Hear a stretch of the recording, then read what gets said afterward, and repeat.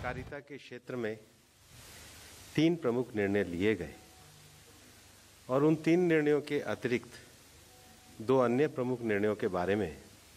मैं आपको जानकारी देने के लिए उपस्थित हुआ हूँ। देश में सहकारिता क्षेत्र ग्रामीण क्षेत्र के कृषकों से जुड़ा हुआ, कृषि उत्पादकता और कृषकों के आय से जुड़ा हुआ एक प्रमुख क्षेत्र है। प्रधानमंत्री नरेंद्र मोदी जी के नेतृत्व में इन 3 निर्णयों के द्वारा देश में जो कोऑपरेटिव एक्ट 1984 में बना था और उसके बाद 1987 में ट्राइफेड बना था, आज 35 वर्ष बाद 3 नए सहकारी संघों का निर्माण और किया गया है। और इस निर्णय के द्वारा setting up a national cooperative export society, setting up a national level cooperative society for organic products, setting up a national level multi-state seed cooperative society की स्थापना की गई है। माननीय प्रधानमंत्री जी के नेतृत्व में इन 3 निर्णयों के द्वारा देश में सहकार से समृद्धि, ग्रामीण क्षेत्रों में कृषकों का आय में वृद्धि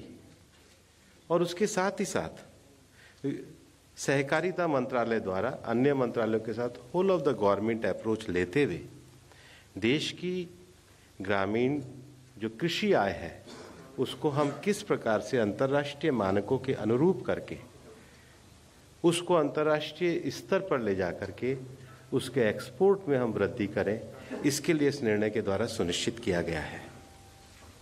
हम जानते हैं कि सहकारी समितियों के माध्यम से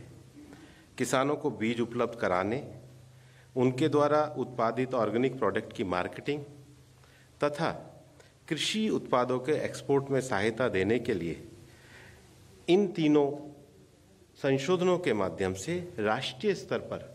मल्टी स्टेट कोऑपरेटिव सोसाइटी स्थापना करने के लिए मंत्रिमंडल द्वारा अनुमोदन किया गया है। हम ये भी जानते हैं कि हमारे देश में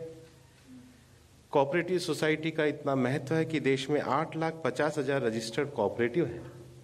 जिसमें लगभग 29 करोड़ मेंबर हैं और ये सदस्य प्रमुख रूप से ग्रामीण इलाकों से हैं, कृषि और अलाइड गतिविधियों से जुड़े हुए हैं। ये संशोधन उनके जीवन में संवर्धन लाने के लिए, आय बढ़ाने के लिए, कैपेसिटी बिल्डिंग बढ़ाने के लिए, ग्रामीण क्षेत्र के आधारभूत ढांचे के विकास के लिए किए गए हैं। और इसलिए भारत में एक बहुत बड़ी क्षमता हमारे ऑर्गेनिक प्रोड्यूस में है और भारत के ऑर्गेनिक प्रोड्यूस का जो दायरा है उसको अंतर्राष्ट्रीय स्तर पर बढ़ाने के लिए ये संशोधन किए गए हैं। और इसलिए इन संशोधनों के माध्यम से उत्पादन स्थानों के नज़दीक तथा रेस्पॉन्सिबल प्राइस पर ऑर्गेनिक प्रोडक्ट की टेस्टिंग और सर्टिफिकेशन फैसिलिटीज़ को भी उपलब्ध कराया गया है। और इसके लिए जो अभी तक देश में एक अभाव महसूस किया जा रहा था कि नेशनल लेवल पर कोई कोऑपरेटिव संस्था नहीं है, ये विशेष रूप से हमारे किसानों के जो ऑर्गेनिक प्रोड्यूस हैं उनकी आवश्यकताओं को पूरा करने का काम करेगा। इसके साथ ही साथ भारतीय बीज सहकारी समिति लिमिटेड के द्वारा जो हमारे सीड का प्रोडक्शन और प्रोक्योरमेंट है और किसानों का जो सीड है, बीज है, उसके लिए एक ब्रांड की उपलब्धि कराने का काम इसके द्वारा किया जाएगा और देश के कोऑपरेटिव नेटवर्क का भी उपयोग किया जाएगा। उसके साथ ही साथ ये सोसाइटी के माध्यम से supply chain, end to end institutional support और ऑर्गेनिक लैब की जिसकी बहुत आवश्यकता होती है, सर्टिफिकेशन एजेंसी का एम्पैनल करते हुए किसानों को सस्ती दर पर टेस्टिंग और सर्टिफिकेशन की जो सुविधाएं हैं वो उपलब्ध कराने का प्रयास होगा। नेशनल कोऑपरेटिव एक्सपोर्ट लिमिटेड के द्वारा भी जो एक नया संस्थागत सोसाइटी का जो ढांचा उपलब्ध कराया गया है उसके अंतर्गत एक ऐसे अम्ब्रेला ऑर्गेनाइजेशन के रूप में काम किया जाएगा जिसमें trading, procurement, storage, processing, marketing, branding, labelling, packaging और सर्टिफिकेशन के काम को और पूरा ही नहीं किया जाएगा, इसके लिए किसानों को जिसकी बहुत बड़ी आवश्यकता हमारे ग्रामीण क्षेत्र में रहती है कि उनको टेक्निकल गाइडेंस देने का भी काम किया जाएगा।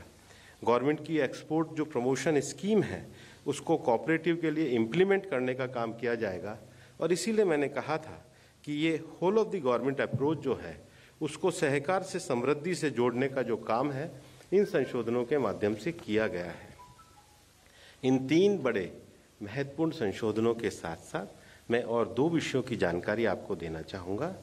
एक, हमारे देश में मंत्रिमंडल ने आज रुपी डेबिट कार्ड तथा भीम यूपीआई के ट्रांजैक्शन को बढ़ावा देने के लिए इंसेंटिव स्कीम की मंजूरी दी है। हम जानते हैं पिछले 8 वर्षों में भारत में डिजिटल पेमेंट का एक बड़ा इकोसिस्टम बना है। पिछले दिसंबर में डिजिटल पेमेंट की वैल्यू जो 12 लाख करोड़ थी, इस संख्या को भारत के जीडीपी के अनुपात में देखें तो ये लगभग 54% है।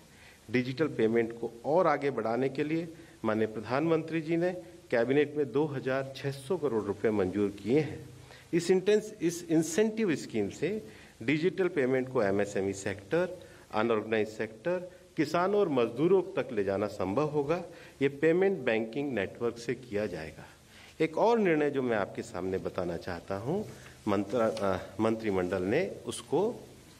एक कार्योत्तर स्वीकृति आज प्रदान करी है, जिसमें कोलकाता स्थित national centre for drinking water sanitation and quality का नामकरण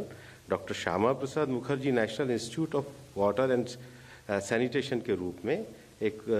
कार्योत्तर स्वीकृति प्रदान की है। और national centre for drinking water sanitation and quality स्वच्छ भारत मिशन के लिए बजट के अलावा वित्तीय संसाधन जुटाने के लिए, डिसबर्स करने के लिए एक अच्छे प्रीमियर इंस्टीट्यूशन के रूप में उसको अभी वो जो कार्य कर रहा है उसके नामकरण को किया गया है। और विशेष रूप से आज मैं